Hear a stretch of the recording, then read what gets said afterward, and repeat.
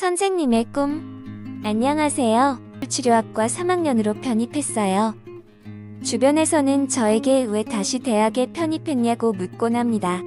작년 8월 대학원을 졸업해 석사 학력까지 있는 데다 공무원이라 직업이 바뀌는 경우가 거의 없다고 생각해서인 것 같아요. 하지만 저에게는 꿈이 있었어요. 그래서 그 꿈을 이루기 위해 세종사이버대학 예술치료학과에 문을 두드렸고 올해 정말 즐겁게 공부하고 있습니다. 그런 저의 이야기, 저의 공부 방법을 여러분께 소개하고 싶어요. 2019년 가을 저는 너무 지쳐 있었어요. 수업이며 학생 대하는 일은 매일매일 조금씩 몸과 마음을 깎아내는 일이었어요. 상담 시간에 입을 꼭 닫은 채 열지 않는 아이들, 그 아이들의 속마음 알아주기가 너무 힘들었어요. 제 수업 시간이 글자만 읽고 쓰는 시간이 아니라 다양한 감각을 일깨우는 수업이었으면 했는데 그것도 어려웠습니다. 기간제 생활까지 계산하면 8년차 교사, 제 마음도 슬슬 지쳐가는 게 느껴졌죠. 번아웃 증후군이 절 찾아왔다는 게 확 느껴졌습니다. 그랬던 제가 변하기 시작한 것은 청소년 상담사 3급 자격증을 따면서였어요.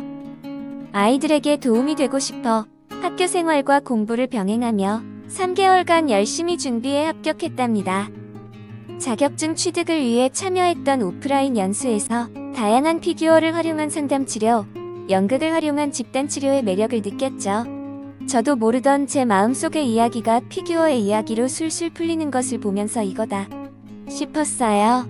아이들의 마음의 벽을 이렇게 뛰어넘어야지. 예술 치료를 전문적으로 배우고 싶다는 목표가 생기니 삶의 활력이 생겼어요.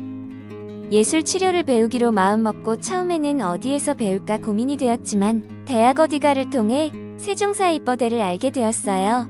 종합적으로 예술 치료를 배울 수 있다는 점, 타전공도 자유롭게 들을 수 있다는 점, 학습 관리가 체계적이라는 점에 끌려 2020학년도 세종사이버대 3학년이 되었습니다. 물론 올해의 시작은 무척 힘들었습니다. 온 도시가 잠들어 있는 듯 했지만 그래도 제 속은 세종사이버대와 함께하는 공부로 꽉꽉 차갔답니다. 그럼 직장과 병행해서 공부하는 제가 어떻게 공부했는지 알고 싶지 않으세요? 그 공부 기법 지금 공개하겠습니다. 첫째, 수업 사이 공강 시간을 알차게 보냈습니다.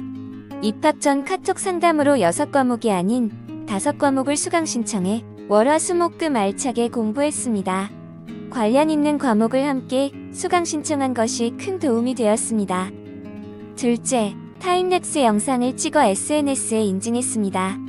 남들이 보면 허세 부린다고 할지 모르겠지만 저는 이렇게 세상에 인증을 하면 제가 게을러지려고 할 때에도 마음을 다잡게 될 것이라고 생각했어요. 타임랩스 영상이나 SNS 글을 보고 세종사이버대에 대해 문의해준 분들도 있었어요. 2학기에는 좀 더 열심히 공부 일기를 공유해서 직장과 학습을 병행하려는 분들과 소통하고 싶어요. 셋째, 주변 친구들에게 예술치료, 실습을 하며 공부한 내용을 복습했습니다. 책도 추천하고 그림도 그려보자고 하는 모든 것들이 다 제가 공부한 내용의 복습이었답니다. 다른 사람들에게 알려주다 보니 여러 번 반복이 되어서 더욱 공부가 잘 되었어요. 직장 생활과 공부를 병행한다는 것은 쉬운 일이 아니었어요. 게다가 대면 수업이 아니어서 출결이나 학습이 느슨해질 수도 있다는 점은 시작 전부터 걱정되던 부분이었어요. 그러나 체계적인 계획과 저만의 공부법으로 저의 삶은 이미 달라지고 있어요. 이런 저의 노력이 지치지 않도록 카톡과 문자로 학습 일정 공지, 각종 학과 소식을 전해준 세종사이버대 알림톡과 학과 단체 톡방 덕분에 저의 2학기는 무사히 끝났답니다. 여러분도 시작할 수 있어요. 꿈꾸는 선생님이 이제 여러분의 꿈을 응원합니다.